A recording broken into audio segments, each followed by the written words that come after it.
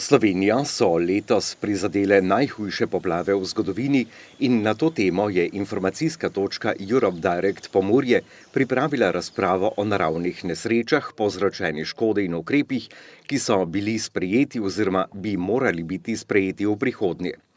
Osrednji govorci na razpravi so bili dr. Vladimir Prebilič, župan občine Kočevje in predsednik Skupnosti občin Slovenije, Marko Virak, župan občine Beltinci, Borut Horvat, župan občine Turnišče in Simon Balažic, diplomirani inženir gradbeništva. Raven pripravljenosti občin na naravne katastrofe je predstavil dr. Vladimir Prebilič. Prvo je, da si vzamemo nekaj časa in da zmislimo, kdo je vse soodgovoren za tako stanje. Seveda, ko se neka nesreča zgodi, potem začnemo vsi iskati krivca in ponavadi bi želeli, da to so drugi krivi. Je pa res, da po mojem moramo biti pošteni pa povedati, da so bile nekatere stvari narejene narobe že preden se je nesreča zgodila. Zdaj, seveda, tukaj imamo v mislih predvsem načrtovanje, prostorsko načrtovanje v posameznih občinah in dejstvo je, da pri teh načrtovanjih ali pa pri pripravi teh načrtov bi lahko bili verjetno malo bolj,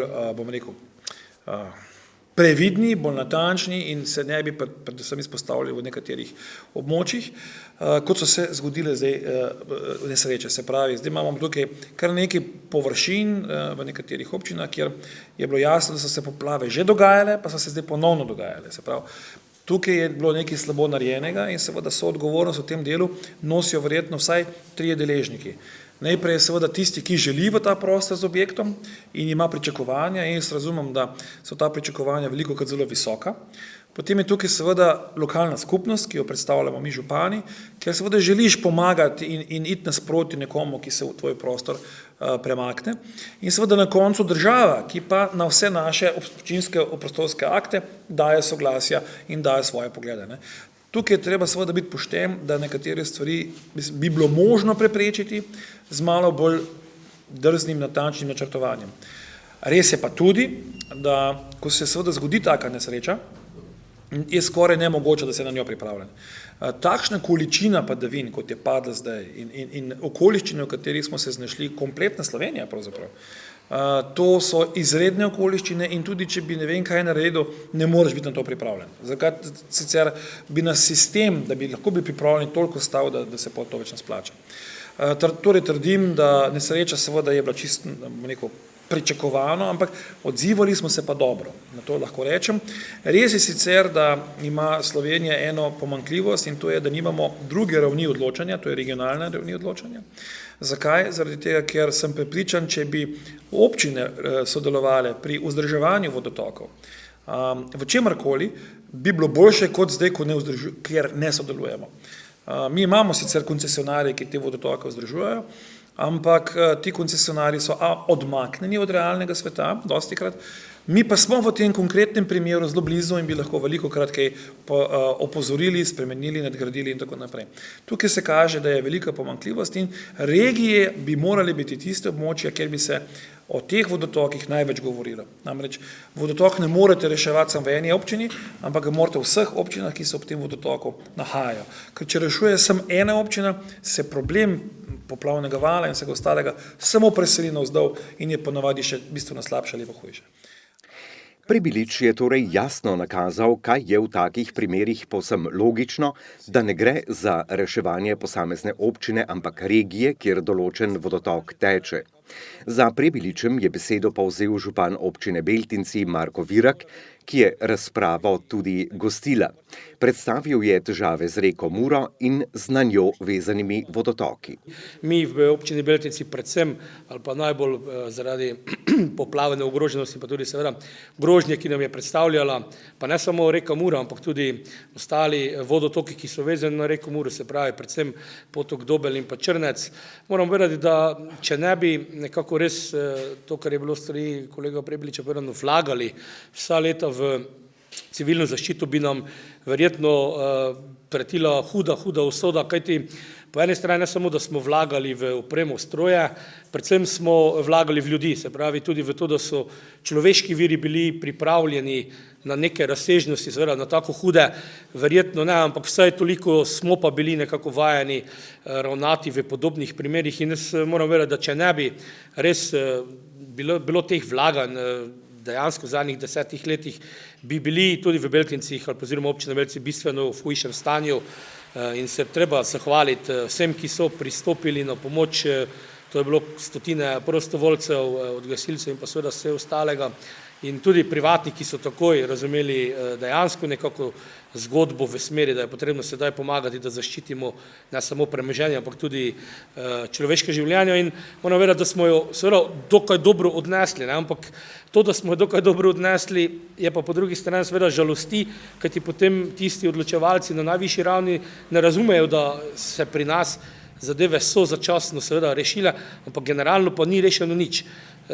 Morda bomo o tem kaj več povedali tudi takrat, ko se bomo pogovarjali o nasipu ob reki Muri, ampak ta zadeva danes eskalira. Še vedno se samo pogovarjamo o nasipu, ne vemo bistveno več nič, kot smo vedeli pred temi dogodki. In tukaj je potrebno, po mojem, začeti ropotati bistveno bolj, kot smo do sedaj, ne samo seveda občine ob reki Muri, ampak tudi občine, ki so dejansko gorvodno pri potokih, ki so dejansko tisti, ki pritakajo ali pa pritečejo, torej od Ledava in pa vse ostale stvari, kajti Prekmurje bo treba dejansko ali pa bo moralo povedati, da tukaj je zadeva zelo, zelo resna. Po drugi strani pa to, da je zadeva resna, pa nam kažejo seveda načrtovalci urejanja prostora takrat, ko pripravljamo svoje prostorske akte. In mi smo po 17 letih želeli razgrniti občinski prostorski načrt, sedaj smo dobili strani vodarjev neke dopolnitve, ki pa so postale sedaj pa nerazumne. Virak je torej v razpravi poudaril, da težave vsekakor so, a da ne gre iti zaradi preteklih dogodkov povsem v drugo skrajnost. Za županom občine Beltinci je o težavah spregovoril tudi župan občine Turnišče, ki jo je najprej prizadel viharni veter, za njim pa še poplave. Dejansko je občina Turnišče še z dvema občinama z našega področja bila pod udarom, se pravi neurja 13.7. Žal, ta 13.7. je nekako usoden za občino Turnišče, ravno 7 let po prvi podobni katastrofi se je spet točno isti dan zgodilo, tokrat v jutarnjih urah. Prvo je tisti šok, seveda ob 4 zjutraj, če te nekdo zbudi, da se nekaj dogaja, nekaj se začne lomiti, greš gledati, kaj je, prvo na svoje dvorišče, potem pa pač pustiš svoje na miro, ker kot župan ne moreš prvo reševati svojega, pa greš reševati, se pravi, premoženje, človeška življenja občank in občanov, in to je tudi tisto vodilo, katero nas je pač vodilo. Jaz tu moram vedeti, da tisto, kar sta moja kolega omenila, drži, se pravi, mi vlagamo v človeški kapital, brez tega dejansko si ne moremo predstavljati nobenih sanacij, niti tistih prvih, ukrepov, ki so nujni takrat, da zagotoviš tisto prvo, kar je potrebno, se pravi, preveriti, ali so vsi živi, zdravi, se pravi, človeško življenje. Jaz rečem, da imajo prednost pred poškodbami raznih hiš, raznih predmetov, stvari in nekako tiste je bilo nas vodilo tudi. Jaz moram tu pač povedati, da smo mi nekako v občini hitro organizirali, to bomo rekli, tisto prvo nujno posredno službo, se pravi zbrana civilna zaščita, zbrani gasilci, ki so dejansko tudi velik del tega vsega prenašali v tisti prvi fazi, preverili človeška življenja, šele potem naredili načrt, kako reševati. Mi smo žal imeli v 2 vaseh kar precej škode, se pravi Renkovci in pa Turnišče, poškodovane večinoma vse javne objekte, tudi dejansko šolo, spet po 7 letih. Prej je bila ena streha, zdaj sta obe strehi, se pravi novega in starega dela, in tu je bilo kar potrebno precej organizirati.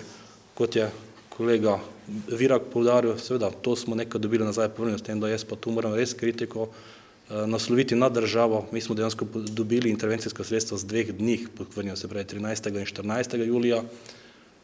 Posledice smo še pa odpravljali še pravi v novembru, se pravi, tako da to obdobje je malo daljše bilo, mi smo tisto zagotovili prvo odstranitev vseh teh, ruševin, kaj je bilo, šele potem smo se lotili sortiranja, ker sami vemo, da dejansko vseh odpadkov ni mogoče na eno mesto odložiti, mora zagotoviti nekje deponijo, se pravi, to deponijo potem vzdrževati, da ti ne dovažajo, se pravi, še ljudje zraven, še dodatno teh, vseh stvari, ki so, in nekako skozi to smo potem uspeli tudi to rešiti. Nekako lahko povem, da smo približno 80% vseh stroškov dobili povrnjenih, ostale nismo, žal tiste smo zalagali iz svojih skladov, se pravi iz rezerve občine, nekako potem pokrivali, in tu mogoče apel naprej, da se pač nekako primerljivo za vse katastrofe, ki se dogajajo, se potem tudi to obdobje, se pravi intervencijskih stroškov, raztegne. Oba župana sta poudarila vlaganje v človeške vire, ki so postorili največ dela v in po neurjih. Med govorniki je bil tudi Simon Balažic, diplomirani inženir gradbeništva, ki je o poplavah ne le zasebno, ampak tudi glede na svojo stroko udeležen. Balažic je namreč diplomiral na temo hidrotehnična študija reke Mure s poudarkom na karakterističnih pretokih in prispevnih področjih. Opozarja pa tudi na neskladja pri alarmih za naravne nesreče. No, jaz sem pri teh poplavah na Muri kar precej vpleten v te zgodbe.